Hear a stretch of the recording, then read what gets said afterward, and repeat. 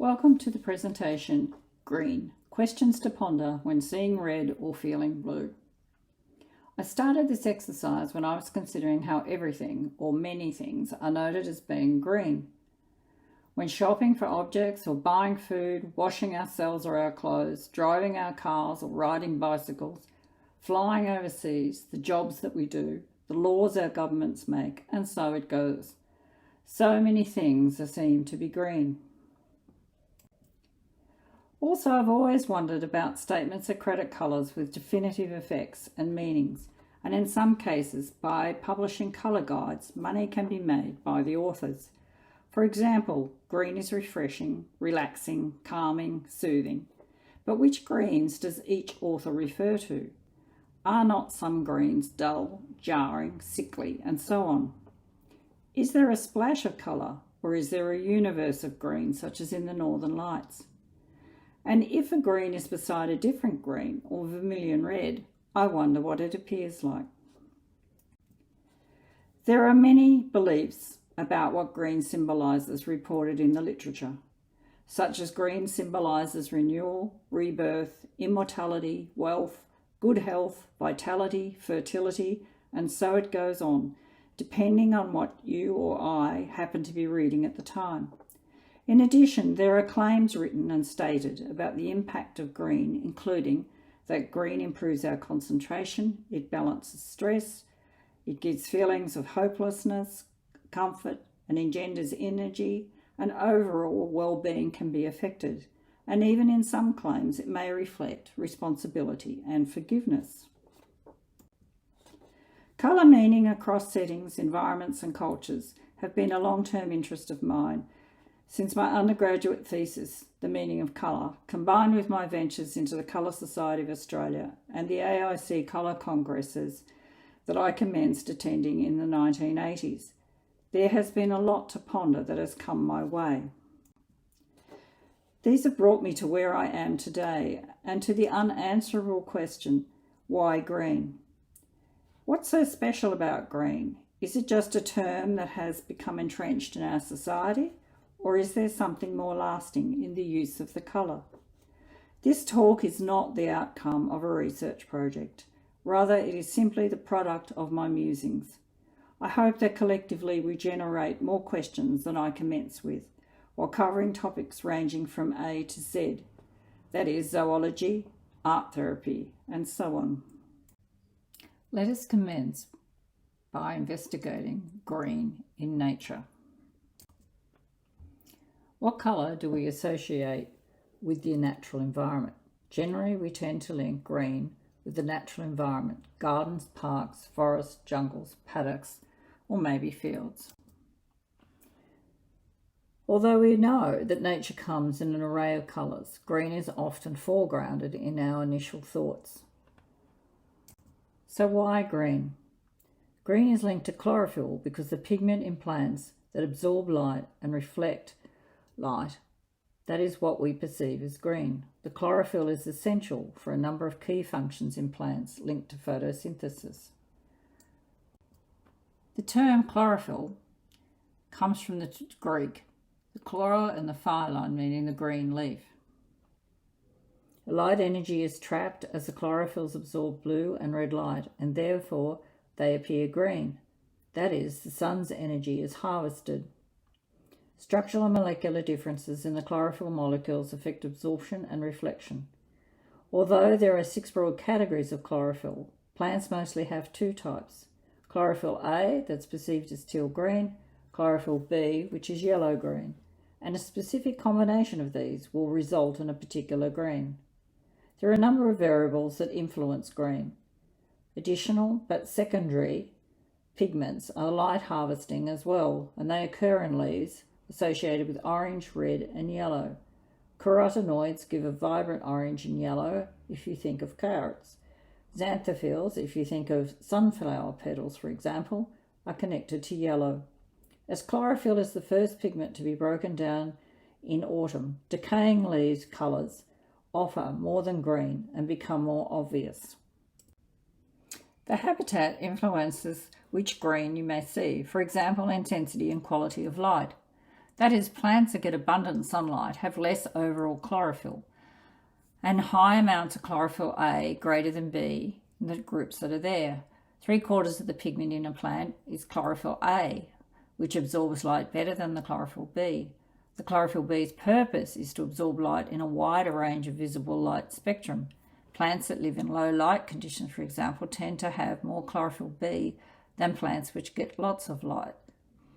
Plants that grow under shade, like those in densely forested areas, have a high overall chlorophyll concentration, but the B is greater than the A. Increasing the B level is important since light under shaded canopies is filtered and there is less red light available, which is the wavelength at which chlorophyll A absorbs best. Interestingly, it is known, as less chlorophyll is enough, these plants often have red pigmented regions, which serve to shade the chlorophyll that allows them to regenerate and utilise the sun's energy. The colour of the leaves is also affected by leaf thickness, which can vary across different types of vegetation and can impact the colour that we see in certain settings. For example, succulents are often much thicker, and the chlorophyll is lower on the surface. In contrast, the less juicy kind of leaves in other sorts of plants appear darker greens because they have denser chloroplasts that absorb sunlight while having a low reflectance. The position on the leaf can also influence, whereby the upper part of the leaf is darker, having a higher concentrations of chloroplasts. Photosynthesis is used by plants, algae and certain bacteria to turn sunlight and water and carbon dioxide into oxygen and energy in the form of sugar. It is probably the most important biochemical process on the planet, as Spanner points out, as it takes the carbon dioxide expelled by all the breathing organisms and reintroduces it into the atmosphere as oxygen. The rate of photosynthesis is affected by light intensity, the concentration of carbon dioxide, water supply, temperature and availability of minerals. The process takes place entirely in the chloroplast, and it's the chlorophyll within the chloroplast that make the photosynthetic parts of a plant green. Plants that use photosynthesis to make their own food are called autotrophs, while animals that eat the plants or other animals are called heterotrophs. According to Jean, then, because the food webs in every type of ecosystem, from terrestrial to marine, begin with photosynthesis, chlorophyll can be considered a foundation for all life on Earth. Evidence suggests that the photosynthetic organisms were present around 3.2 to 3.5 billion years ago in the form of stromatolites. Stromatolites are laminated microbial structures, usually formed by cyanobacteria and algae, and are the oldest known fossils and therefore the earliest evidence of life on Earth. And the ones that are shown here on the screen on the right-hand side are from Western Australia.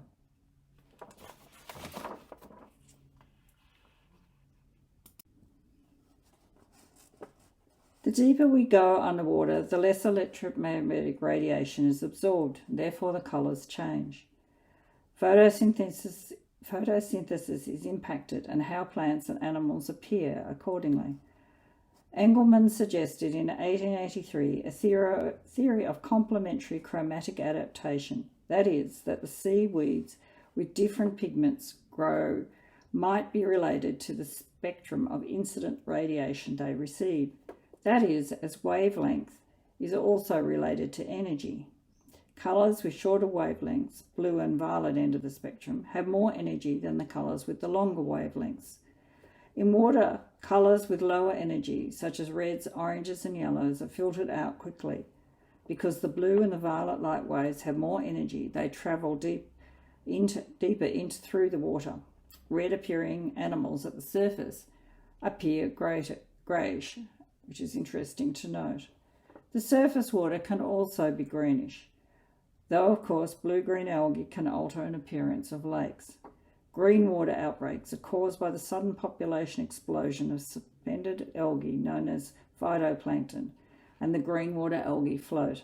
They multiply by the billions in a short period of time in what is known as a bloom, which I'm sure all Australians are aware of at the moment with the publicity around South Australia. There is also colour in our upper areas if we intend to look up. The interaction between the magnetic fields of the Sun and Earth can cause the solar winds of particles to flow outwards, including towards the Earth. As not all of these charged particles are deflected by the Earth's magnetic field, some are funneled towards the planet's poles into the atmosphere, creating the auroras, or the northern lights in this case. The colours are the result of the charged particles hitting different atoms and molecules in Earth's upper atmosphere with excess energy, which is quickly released as light, half a second for oxygen atoms. There's also a lot of oxygen molecules in the atmosphere, 100 to 200 kilometres above the Earth, so they are most likely to be struck by charged particles and are seen as a green light. Nitrogen can also be released. This is seen as a turquoise shade of green, but this is often obscured by the brighter green of an oxygen reaction. The intensity and colour of aurora depend on the energy and composition of the incoming solar particles. Stronger geomagnetic storms, which channel more energetic particles towards the Earth, can excite both oxygen and nitrogen molecules, which are normally higher up. These lead to a more vibrant display with a mix of green and pink. Green in particular settings brings a uniqueness and intrigue, and its association green can sell. The chrysanthemums in China have been cultivated for more than 1500 years and currently is sold worldwide in various forms, including teas. As Zhang says, while thousands of chrysanthemum cultivars in a variety of colours are available, green-coloured chrysanthemum flowers are relatively rare. Flower colour is an important trait that determines the commercial value of the chrysanthemum cultivars, and the green cultivars are admired for their beauty and rarity. Zhang and his team tells us that although the green in leaves is well understood, it is not as clear in green flowers. Identifying the components of chlorophyll metabolism and photosynthesis in their pathways and clarifying their interactions as a result can provide insight into the molecular mechanisms underlying the green flower formation. Pale green petals are found to contain more chlorophyll than carnation cultivars with non-green petals, and green colours of chrysanthemum florets were also shown to be derived from chlorophyll.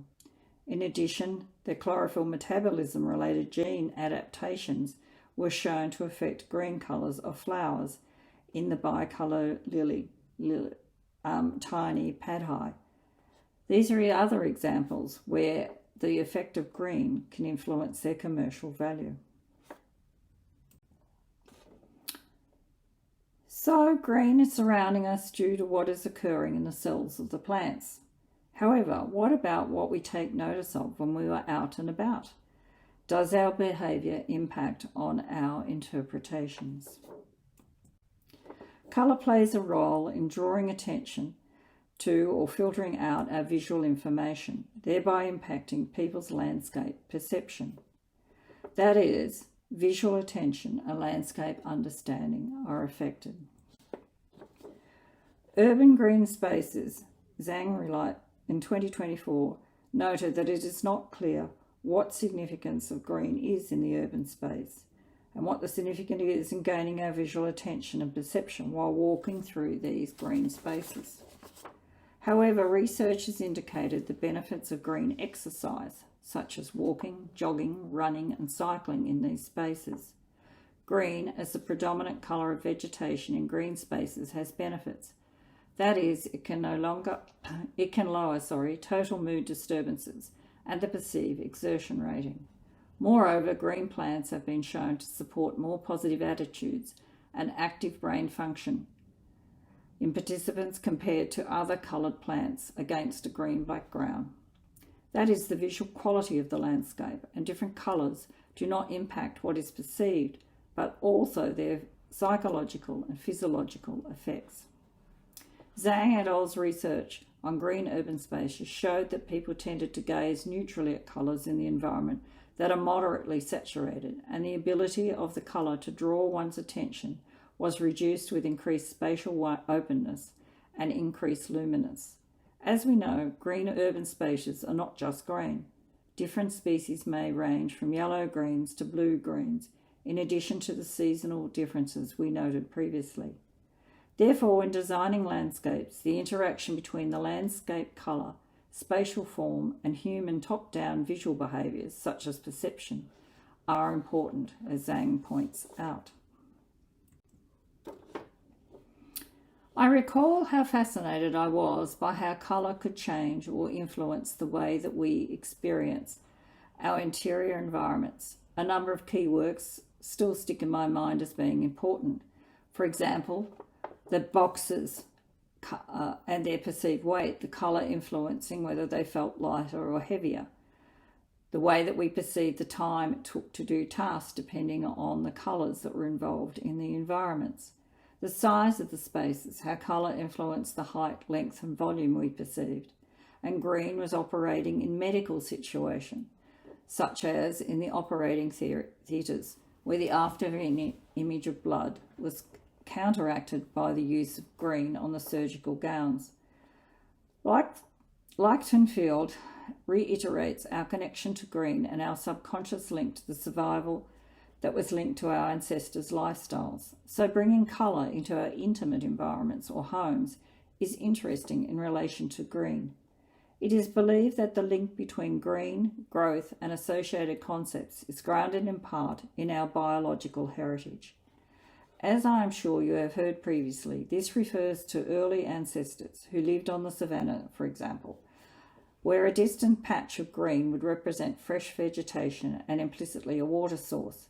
Therefore, those engaged with green would have access to nutrition, sustenance and survival of self and of their species. They posit that societal uses of green, firstly, reinforce a biologically engrounded meaning of colour associated with vegetation and life, and secondly, Lichtenfeld's team states that it includes abstract meanings associated with the psychological notions of development and mastery.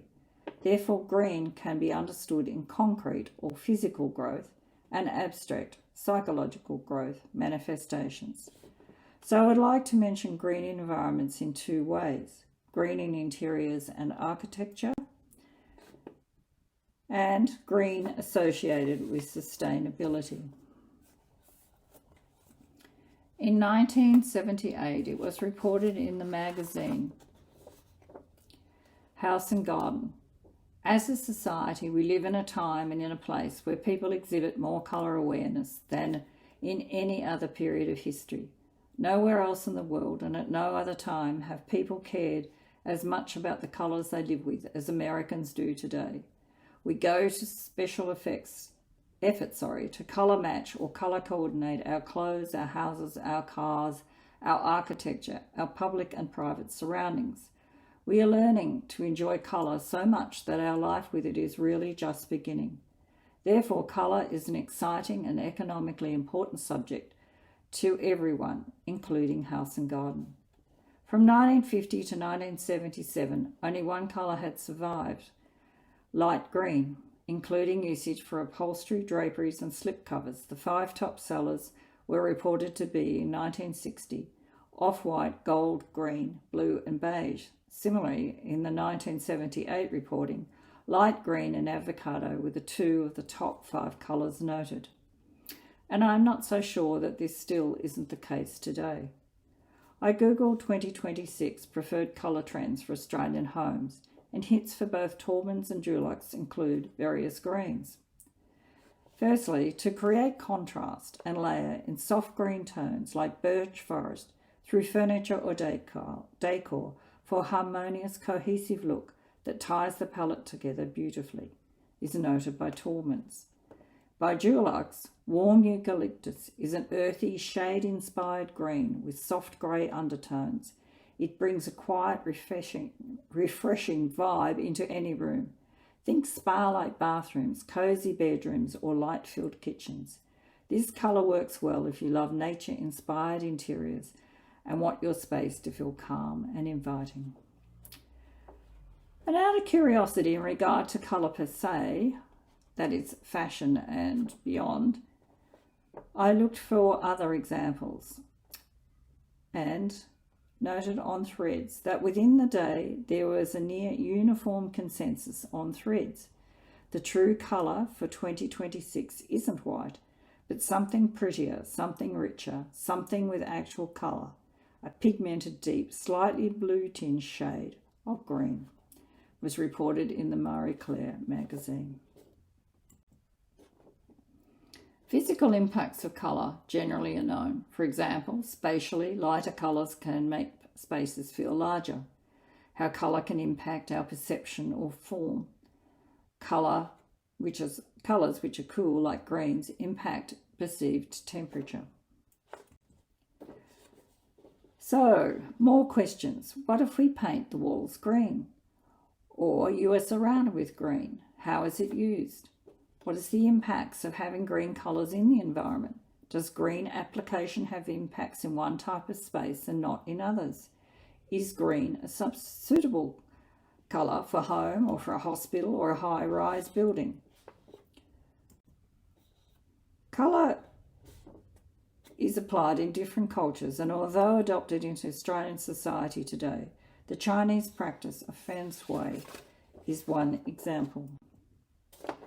Feng shui is defined as a system of laws considered to govern spatial arrangement and orientation in relation to the flow of energy or qi, and whose valuable or unfavourable effects are taken into account with siting and designing the buildings.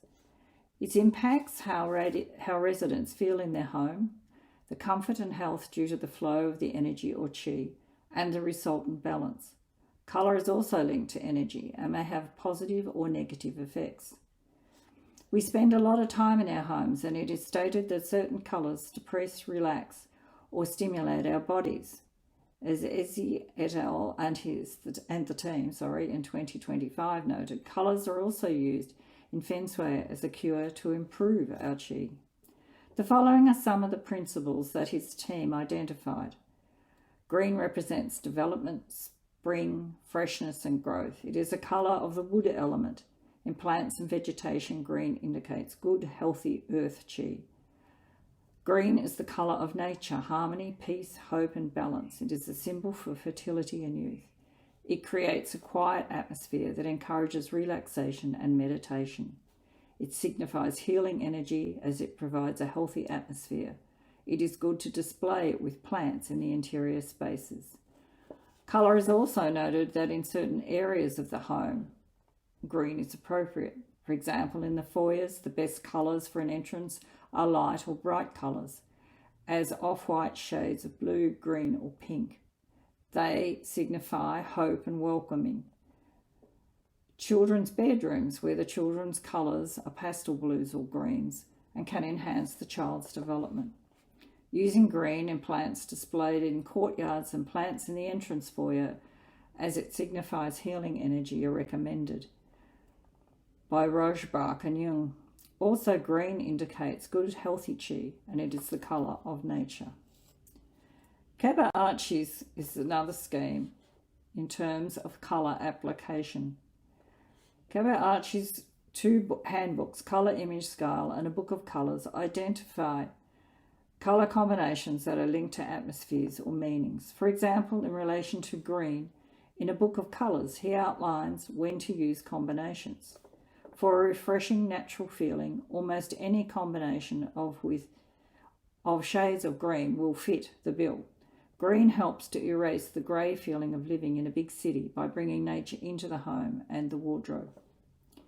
And in relation to green in the colour image scale, as you can see here, green, yellow, green and blue-green are mapped onto a grid, which is hard, soft, cool and warm. The character of the various combinations of yellow, green and vivid are noted here, and are noted as also as being healthy, open, festive, clean and fresh, etc. This example also brings in cultural differences. He states that green in Japanese or in Japan refers to the yellow-green, the colour of spring, the ultimate symbol of newness. The eye is drawn to the beautiful new yellow-green of the new shoots. Combined with red, it is festive with yellow, healthy and open qualities. Are these processes or systems still relevant today in our contemporary society? So in addition to what's out there, it may be interesting to consider what types of places other than homes are green. For example, as spaces of creativity.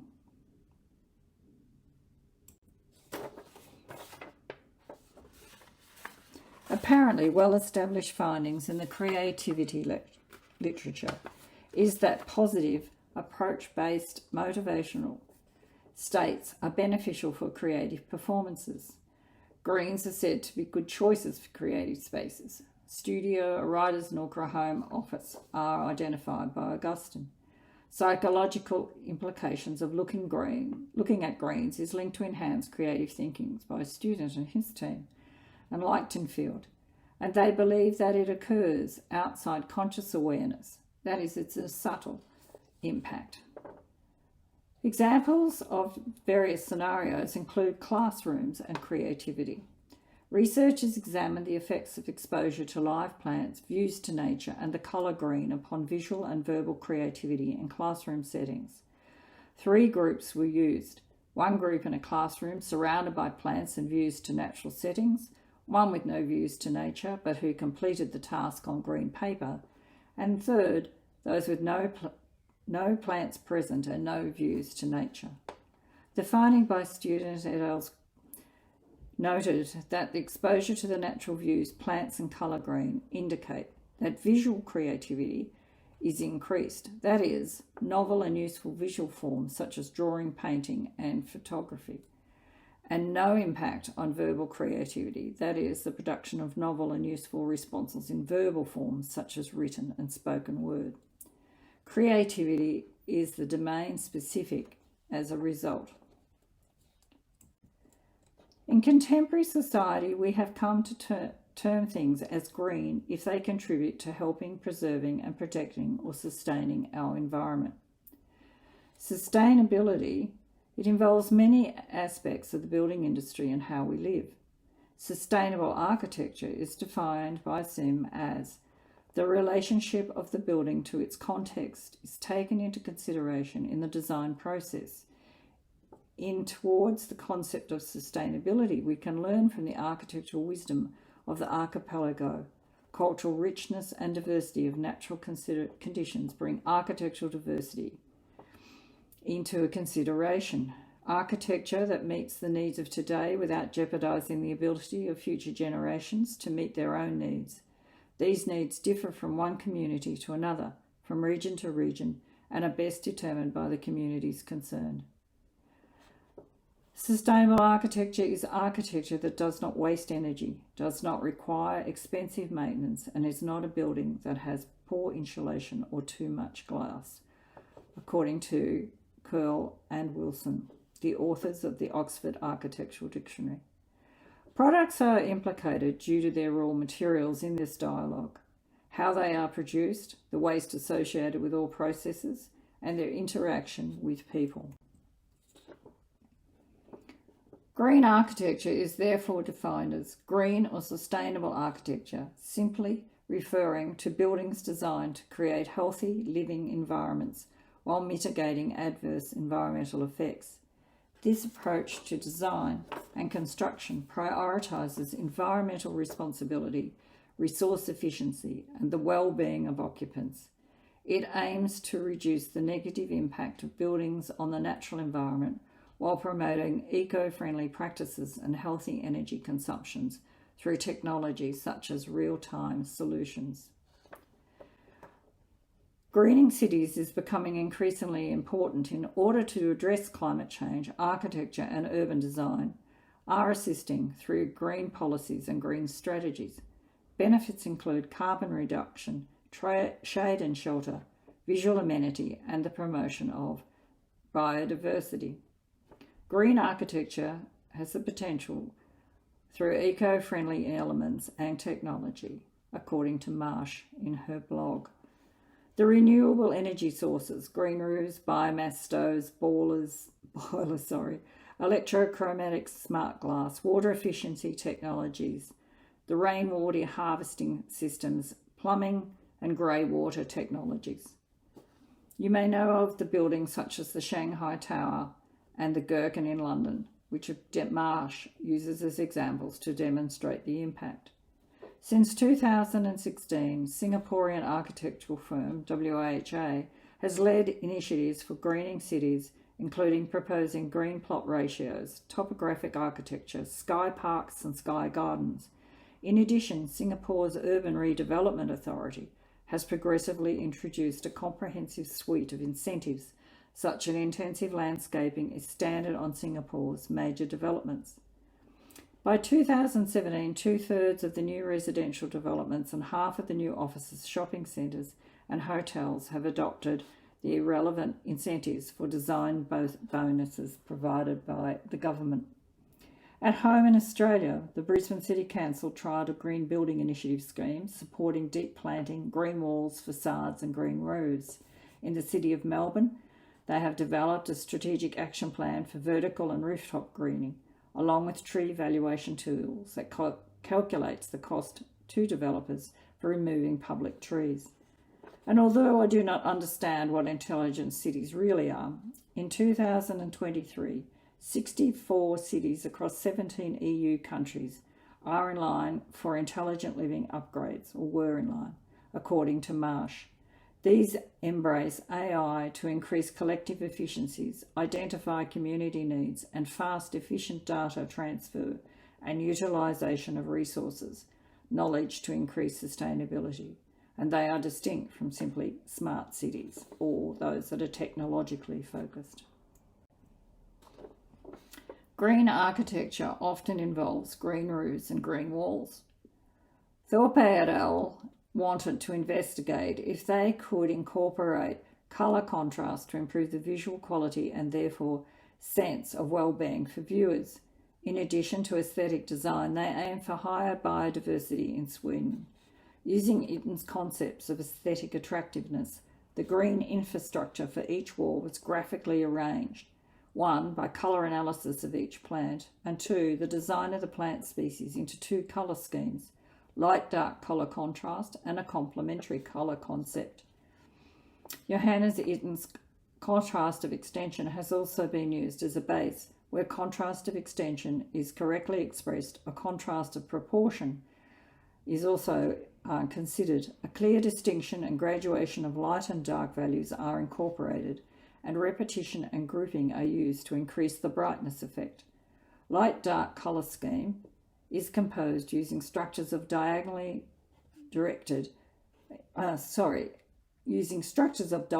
direction with contrasting and groupings of light and dark, grey-green values in coloured boxes, as you can see here. Each species also was awarded a biodiversity classification. The application of theory was deemed to improve the aesthetic appeal and potentially afford greater well-being and maintain biodiversity of insects, birds, and the like. At a completely different scale again, we can identify green products and processes. For example, green paint. Conventional paints, according to Robertson, contain the volatile organic compounds. These have been linked to health problems and air pollution, and whose deleterious effects are recognised by government bodies like the CSIRO.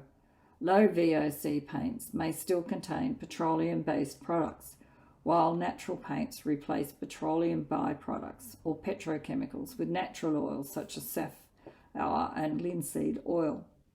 Therefore, I guess we could say a tin of red paint may still be green. The seminal works of Kaplan and Camplin highlighted in the 1980s how natural environments replenish people. Known as attention restoration theory, ART, it highlights that we can recover from fatigue and concentration skills in nature. In addition, Roger Ulrich in 1984 demonstrated that patients in hospitals with a natural view experience reduced stress and low pain levels and faster physiological recovery, resulting in shorter hospital stays. This can be achieved with paintings of nature as well. These beginnings have paved the way for cellular genesis and their design, evident in Perth Children's Hospital, This approach integrates an holistic approach that addresses all dimensions of patients' healing requirements and is defined as the cellulogenic architecture is an approach to building design emphasising the creation of environments which promote physical, mental and social well-being. The term cellulogenic approach stem from the health science focus on health as opposed to the focus on disease or pathogenesis. The word is made up of the Latin term cellus, meaning health, and the Greek term genesis, meaning origin or beginnings. By considering the psychological, social and physical needs of the environments, this approach creates environments that support and enrich the lives of those who use them. Green with its connection to nature and life, is also seen as having a particular calming and soothing effect. Closely linked to the positive emotions, it is said to symbolise growth, renewal and life, and be associated with qualities such as harmony, balance and a sense of security. It is posited that this can foster great emotional stability and a feeling of safety. As stated earlier, exposure to green spaces, whether in the form of lush forests or urban parks, can have a profound calming effect on our minds. It has been associated with reduced stress, improved mood, and increased relaxation. Furthermore, studies have also linked the colour green to enhance cognitive function, creativity, and overall psychological well-being. In addition, some of the physiological benefits of exposure to green spaces include lower blood pressure and heart rate, contributing to a healthier cardiovascular system, stimulation of the parasympathetic nervous system, responsible for relaxation and recovery, and supports for physical activity known to have positive effects on our mental health. Some of the impact of the green surroundings on emotional and mental health stated in the literature include: greenery can help us feel connected to nature, a sense of peace and tranquility, evoke feelings of hope, renewal and harmony, can help reduce feelings of tension and anger, and can contribute to a sense of comfort and well-being while looking at landscape, views and paintings, support better sleep quality, which therefore is essential for improving well-being. During the winter months of particular places, when daylight is limited, green environments such as indoor plants can help mitigate the effects of the seasonal affective disorder, known as SAD, a type of depression relating to changing seasons. A lot of this information is outlined in the Forest Healing website. Green therapy is also known as ecotherapy or nature therapy. What is it? According to Forest Healing, the practices aim to harness the healing power of nature and the colour green, and improve emotional well-being, reduce stress, and enhance overall mental health. It is suggested ways to incorporate green therapy into your life can include simply by spending time in nature, planning moments or weekends, taking walks in park, walking in forests, or simply sitting in the garden, engaging in activities such as gardening, nature photography, bird watching. Bringing nature indoors through potted plants also improves air quality. Hang nature-inspired artwork and a green accent wall. Practice mindfulness in green spaces, that is, engage all your senses. More structured techniques include forest bathing, also known as Shinrin-yoku, and I apologise for the pronunciation, from Japan. Termed ecotherapy, it involves immersing yourself in natural environments, particularly forests, for the purpose of promoting physical and mental well-being. According to the literature, it is an experience that goes beyond just a walk in the woods. It encourages a deep and mindful connection with the natural world. Forest bathing allows people to engage all of their senses, from the sound of the rustling leaves to the scent of the pine trees and the feel of the forest floor underfoot. This sensory experience is claimed to have been scientifically proven to reduce stress, lower blood pressure, boost mood, and enhance overall mental clarity. As I alluded to before, green therapy can be incorporated into a number of environments. Healthcare, such as hospital and clinics, have recognised the benefits of incorporating green elements, since research, such as Urex 1984 research, as patients in rooms with views of nature or access to the green spaces tend to have shorter hospital stays, require less pain medication, and experience reduced stress and anxiety. The presence of greenery in healthcare settings can also support the healthcare professionals and the visitors in addition to the patients. Green is the designated colour for mental health awareness. It symbolises new life, renewal and growth found in nature.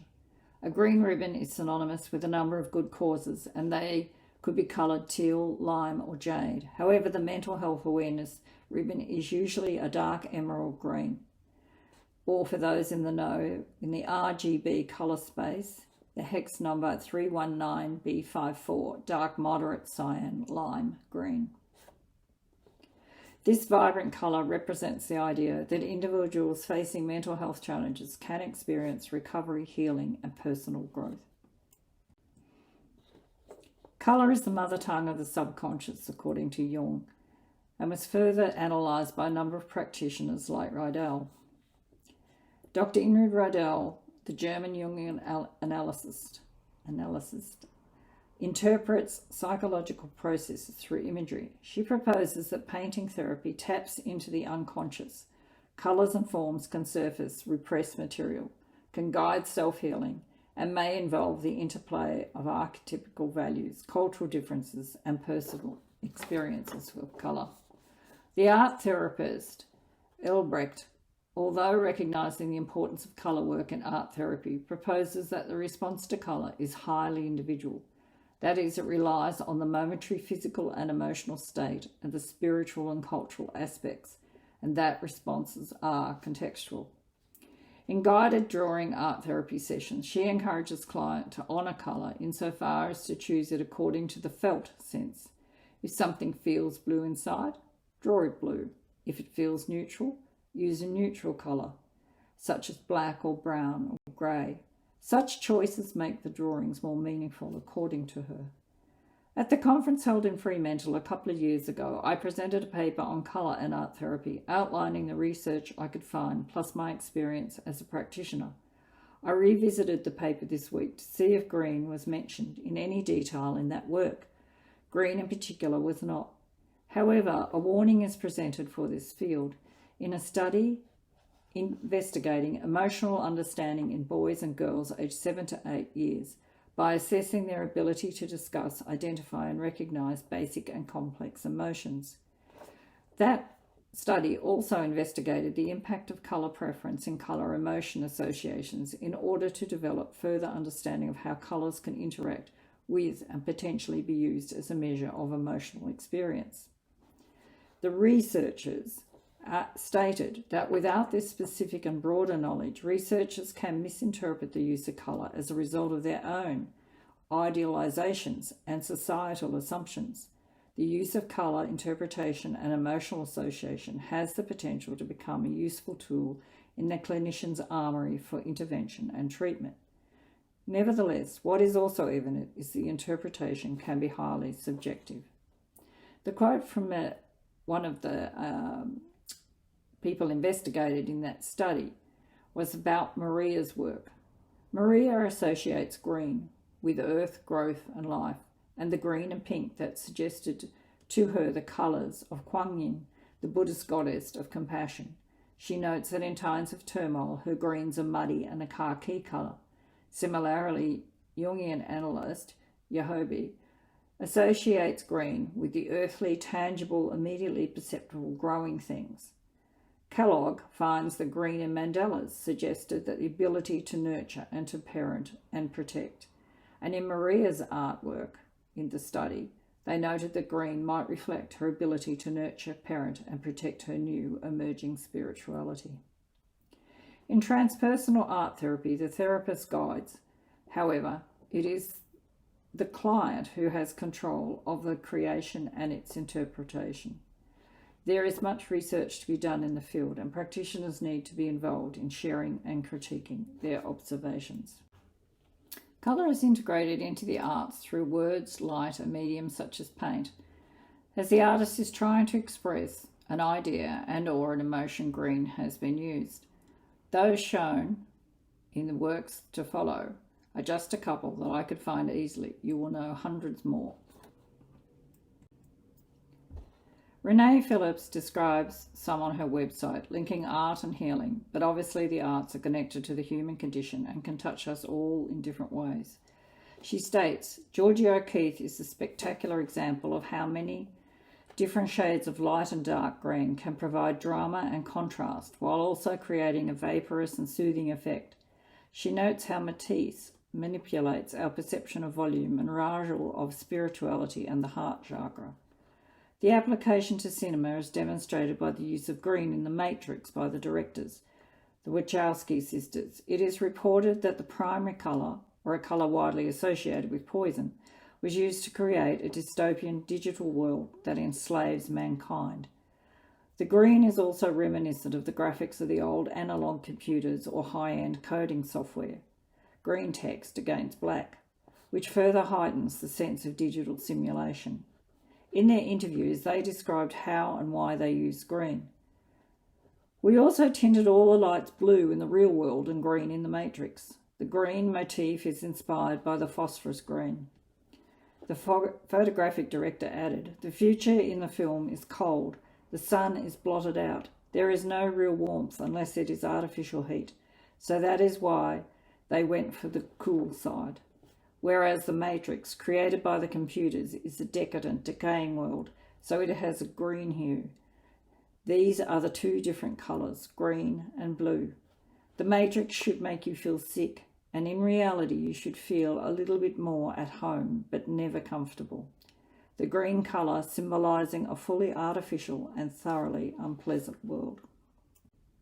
To wrap up, I'll just note a couple of broader considerations as well.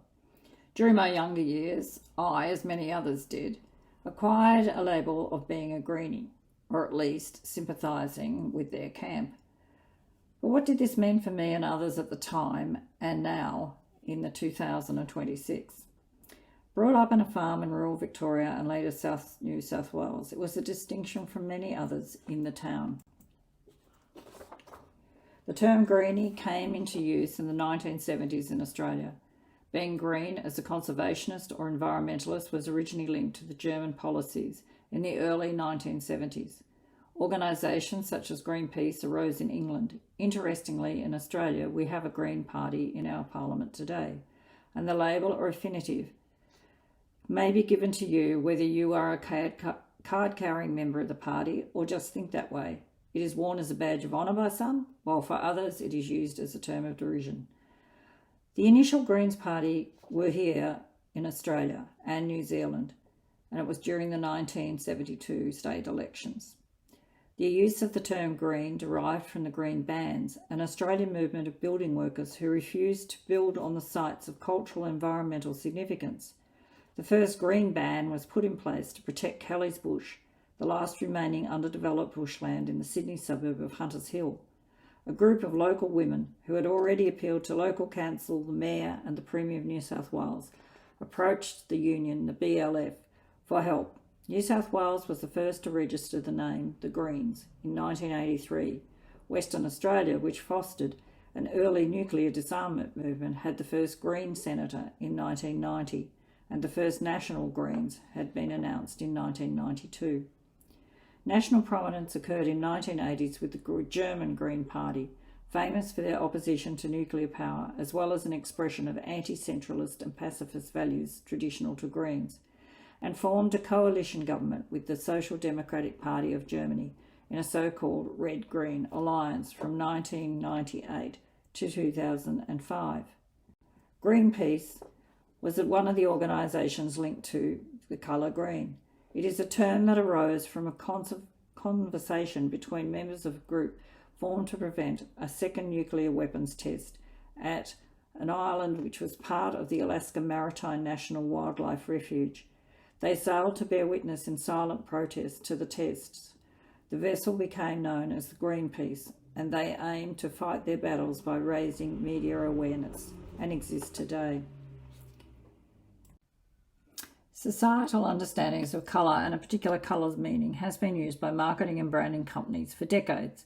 Manufacturers, advertisers and others harness green's various connotations to convey an impression. For example, the packaging of sustainable made products often feature green. Likewise, it's used in cleaning products, often along with blue, to convey freshness and purity. Because green has such a strong tie to nature, it is often perceived that a green product is healthy and natural even when it isn't.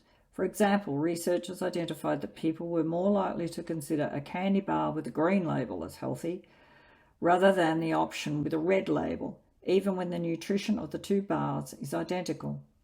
The psychology of green is evident in other areas as well. Green cards, green lights, green thumb, green room are all impressions that in one way or another draw on the various meanings of green.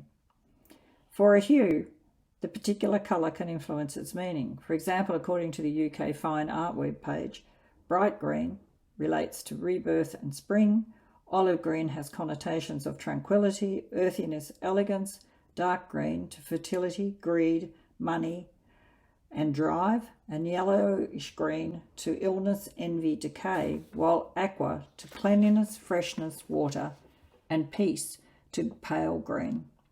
Although we do demonstrate universal perceptions within our society, such as the sky is blue, grass is green, blood is red, they are individual or subcultural distinctions as well.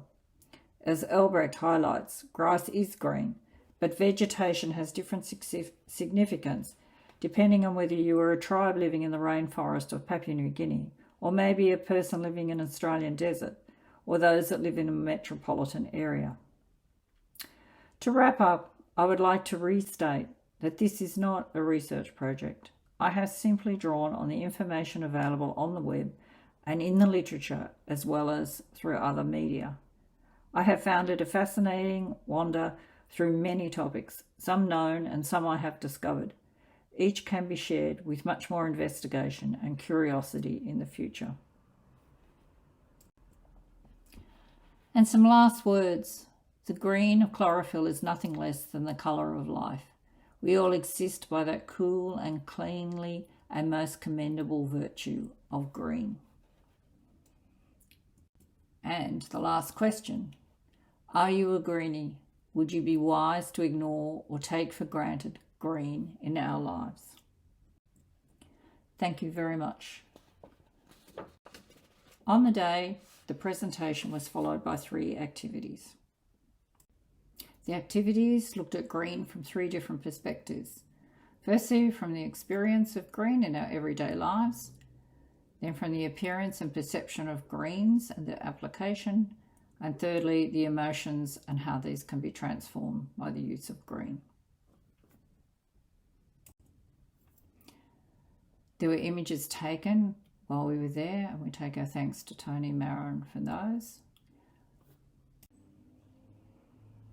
The following slides outline the various references that I sought information from to prepare this talk.